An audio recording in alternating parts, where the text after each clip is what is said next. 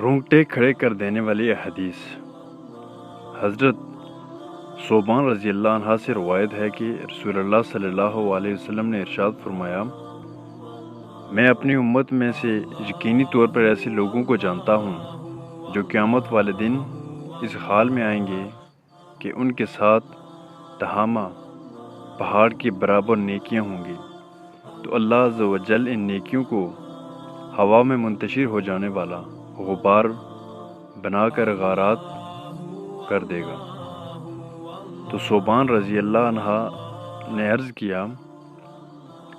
اے اللہ کے رسول صلی اللہ علیہ وسلم، ہمیں ان لوگوں کی نشانیاں بتائیے، ہمارے لیے ان لوگوں کا حال بیان فرمائیے،